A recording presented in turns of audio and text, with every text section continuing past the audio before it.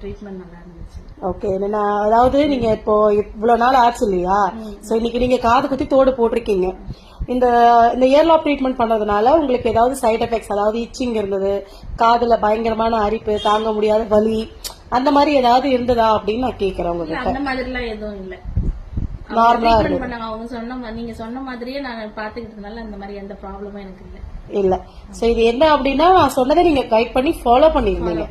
Okay, so இன்னைக்கு நீங்க ஹாப்பியா? Happy happy madam. ஹாப்பியா? ஊருக்கே நான் போகல இந்த காலால. எந்த ஊர் நீங்க?